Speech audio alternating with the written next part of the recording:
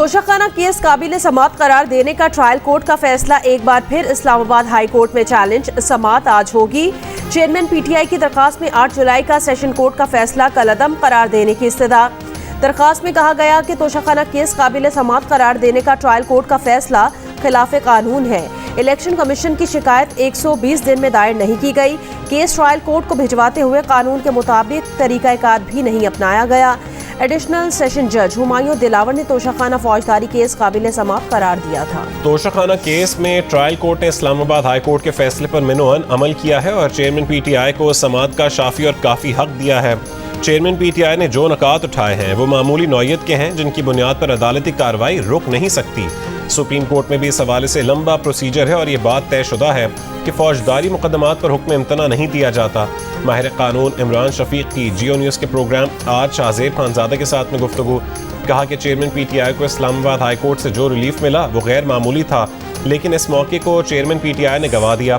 لگتا ہے کہ اسلام آباد ہائی کورٹ سے حکم امتناع لینے میں انہیں بہت مشکل پیش آئی۔ وزیر مملکت برائے پیٹرولیم سینیٹر ڈاکٹر مصدق ملک نے کہا کہ 9 مئی کے واقعات میں ملوث گرفتار شدگان تحقیقاتی اداروں کے سامنے بلبل کی طرح بول رہے ہیں اور بتا رہے ہیں کہ 9 مئی کے ہنگاموں کا حکم کس نے دیا تھا۔ جیو نیوز کے پروگرام کیپٹل ٹاک میں بات کرتے ہوئے انہوں نے کہا ان گرفتار افراد کے حق میں اسرائیل کا بیان صاف بتا رہا ہے کہ ان لوگوں کے پیچھے کون ہے۔ نیب نے 190 ملین پاؤنڈ کے اسکینڈل میں چیئرمین پی ٹی آئی کو 13 جولائی کو بلا لیا، ساتھ ہی ملکی اور غیر ملکی جائیداد کی تفصیل بھی لانے کی ہدایت کر دی۔ بنی گالہ اور زمان پارک کی ریونیو دستاویز بھی طلب کر لیں۔ شوکت خانم ٹرسٹ کی رجسٹریشن اور متعلقہ دستاویزات بھی منگوا لیں۔ نیب راولپنڈی نے چیئرمین پی ٹی آئی کو تفتیش کے لیے 13 جولائی کی دوپہر 2 بجے طلب کیا۔ اسرائیل نے تحریک انصاف کی حمایت کی ہے۔ تحریک انصاف کے چیئرمین اور اسرائیلی لابی ایک دوسرے کے اتحادی ہیں۔ وفاقی وزیر شہری رحمان نے کہا چیئرمین پی ٹی آئی اسرائیل کے ساتھ دوستی کے لیے کچھ بھی کرنے کو تیار ہے۔ وزیر اعظم کے معاون خصوصی عطا اللہ تارڑ نے کہا اسرائیلی حکومت 9 مئی واقعات پر اقوام متحدہ چلی گئی۔ اسرائیلی حمایت نے ثابت کر دیا کہ پی ٹی آئی چیئرمین اس کے ایجنٹ ہیں۔ اسرائیلی مندوب نے اقوام متحدہ کی کونسل برائے انسانی حقوق میں کہا تھا کہ پاکستان میں جبری گمشدگیوں، تشدد، پرامن احتجاج پر کریک ڈاؤن پر تشویش ہے۔ پاکستان نے اسرائیلی الزام مسترد کر دیا تھا۔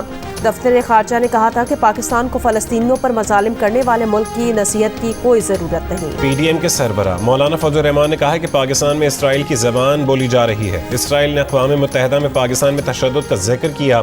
اسرائیل کی زبان پاکستان میں کس کی زبان ہے؟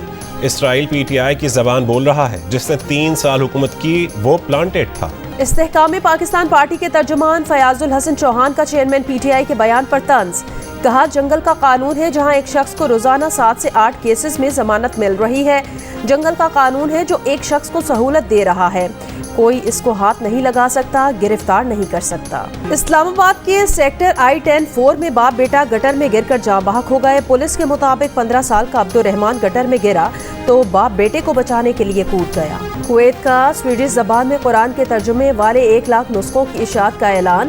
سویڈش زبان میں قرآن کے ترجمے والے نسخے سویڈن میں تقسیم کیے جائیں گے۔ خیبر پختونخوا حکومت نے سرکاری ملازمین کی تنخواہوں میں اضافے کی منظوری دے دی۔ اسکیل 1 سے 16 تک کی تنخواہوں میں 35%، جبکہ گریڈ 17 سے 22 تک کی تنخواہوں میں 30% اضافہ کر دیا گیا۔ اطلاق 1 جولائی سے ہوگا۔ راولپنڈی میں آن لائن قرض دینے والوں کے تقاضے اور دھمکیوں نے ایک شخص کو موت کے منہ میں پہنچا دیا۔ قرض میں ڈوبے 2 بچوں کے باپ نے خودکشی کر لی۔ بیوہ نے بتایا کہ نوکری ختم ہونے پر شوہر نے 13,000 روپے قرض لیا۔ 1 ہفتے بعد ہی کمپنی نے تنگ کرنا شروع کر دیا۔ سود کے ساتھ رقم 50,000 تک بڑھا دی۔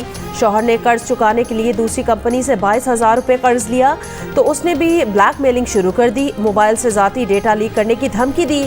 قرض کی دلدل نے ذہنی اذیت میں ڈال دیا۔ شوہر نے دل برداشتہ ہو کر گلے میں پھندا لگا کر خودکشی کر لی۔ لاہور کے علاقے اندرون بھاٹی گیٹ میں مکان میں آگ لگنے سے ایک ہی خاندان کے 10 افراد جاں بحق افراد میں 6 بچے، 3 خواتین اور 1 مرد شامل ہیں۔ آگ شارٹ سرکٹ سے لگی جس سے دیکھتے ہی دیکھتے پورے گھر کو لپیٹ میں لے لیا۔ ریسکیو 1122 نے آگ پر قابو پایا۔ کراچی کے علاقے منگھو پیر میں فائرنگ سے ایک شخص جاں بحق، 1 زخمی۔ رشتہ داروں نے پولیس اہلکاروں پر ہاشم کے قتل کا الزام لگا دیا۔ منگھو پیر تھانے کے باہر احتجاج۔ ہاشم کے ماموں نے کہا ہاشم 15 سال سے دبئی میں تھا، شادی کرنے کراچی آیا تھا، 1 ماہ پہلے شادی ہوئی تھی۔ پولیس اہلکاروں نے نہ رکنے پر فائرنگ کی۔ پولیس کا کہنا ہے کسٹمز نے ناکہ لگا رکھا تھا، واقعے کی تحقیقات کر رہے ہیں۔ کراچی ناردرن بائی پاس کے قریب سی ٹی ڈی موبائل پر حملہ، 3 پولیس اہلکار زخمی۔ سی ٹی ڈی حکام کے مطابق قبرستان کے قریب موٹر سائیکل میں نصب بم کے ذریعے حملہ کیا گیا۔ بم ڈسپوزل اسکواڈ کے مطابق ریموٹ کنٹرول بم 2 کلو وزنی تھا۔ پولیس موبائل بلٹ پروف ہونے کی وجہ سے نقصان کم ہوا۔ انچارج سی ٹی ڈی راجہ عمر خطاب کا کہنا ہے کہ موبائل کے اندر موجود اہلکاروں کو شیشے کے ٹکڑے لگے، حالت خطرے سے باہر ہے۔ سی ٹی ڈی علاقے میں کالعدم ٹی ٹی پی کے خلاف مشن پر کام کر رہی تھی، واپسی پر موبائل کو نشانہ بنایا گیا۔ محکمہ موسمیات نے مانسون بارشوں کے نئے سلسلے کی پیش گوئی کر دی۔ آج شام 17 جولائی کے دوران ملک کے بیشتر علاقوں میں بادل برسیں گے۔ اسلام آباد سمیت گلگت بلتستان، خیبر پختونخوا، پنجاب، بلوچستان اور سندھ کے چند مقامات پر موسلادھار بارش اور یالہ باری کا امکان بھی ہے۔ طغیانی اور لینڈ سلائیڈنگ کے باعث متعلقہ اداروں کو الرٹ رہنے کی ہدایت کی گئی ہے۔ بھارت کی جانب سے 95,000 کیوسک سے زیادہ پانی چھوڑے جانے کے بعد دریائے ستلج میں نچلے درجے کے سیلاب کا خطرہ۔ قصور، صاحبہ، لکاڑا، پاک پتن، وہاڑی، بھاولپور اور بھاول نگر سمیت پنجاب کے 7 اضلاع متاثر ہونے کا خدشہ۔ گنڈا سنگھ والے میں سیلاب سے سینکڑوں ایکڑ کھڑی فصلیں برباد، بستیاں پانی میں گھر گئیں۔ دریائے چناب اور دریائے راوی میں پانی کی آمد میں مسلسل کمی ریکارڈ۔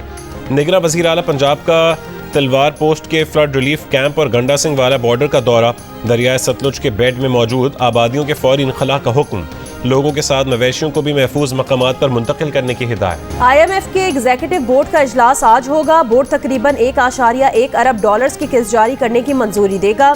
اجلاس سے پہلے سعودی عرب نے $2 ارب دے دیے۔ IMF نے بھی پاکستان کا $8.2 ارب کی فائنینسنگ گیپ کا منصوبہ مان لیا۔ وزارت خزانہ اور IMF کے درمیان ایکسٹرنل فائنینسنگ کا معاملہ طے پا گیا۔ چین سے $3.5 ارب، UAE سے $1 ارب کی فائنینسنگ حاصل کی جائے گی۔ ایشیائی ترقیاتی بینک اور عالمی بینک سے $50 کروڑ کی فائنینسنگ حاصل کرنے کا منصوبہ ہے۔ IMF سے قرض معاہدے کے تحت $3 ارب حاصل کیے جائیں گے۔ IMF پروگرام خوشی سے نہیں مجبوری سے قبول کیا۔ بیرون ملک جاتے ہیں تو استقبال کرنے والوں کے چہرے کہہ رہے ہوتے ہیں کہ یہ دوبارہ پیسے مانگنے آ گئے۔ بھکاری پن کے خاتمے کے لیے ہمیں اپنے پاؤں پر کھڑا ہونا ہوگا۔ وزیر اعظم شہباز شریف کا پشاور میں تقریب سے خطاب۔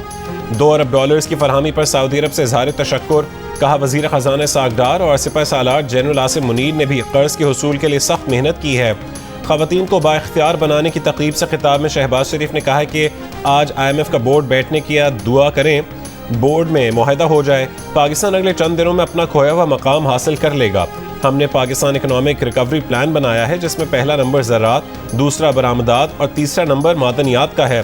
وزیر اعظم سے سعودی سفیر کی ملاقات۔ شہباز شریف نے سعودی ولی عہد شہزادہ محمد بن سلمان کا شکریہ ادا کیا۔ IMF اور پاکستان کا سٹاف لیول معاہدہ خوش آئند ہے۔ ترجمان امریکی محکمہ خارجہ میتھیو ملر نے کہا مشکل وقت میں پاکستانی عوام کے ساتھ ہیں۔ پاکستان کے ساتھ ٹیکنیکل انگیجمنٹ جاری رہے گی۔ پاکستان کے ساتھ تجارت اور سرمایہ کاری کو مضبوط کریں گے۔ امریکہ پاکستان سمیت کسی ملک پر دباؤ نہیں ڈالتا کہ وہ امریکہ یا چین سے تعلقات رکھے۔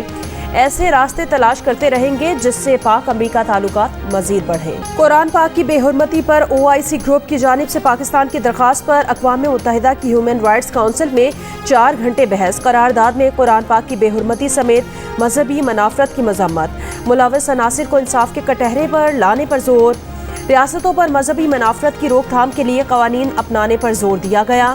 قرارداد پر ووٹنگ آج متوقع ہے۔ جنیوا میں مباحثے سے ورچوئل خطاب میں وزیر خارجہ بلاول بھٹو زرداری نے کہا سب کو مل کر قرآن پاک کی بے حرمتی کے واقعات کو روکنا ہوگا۔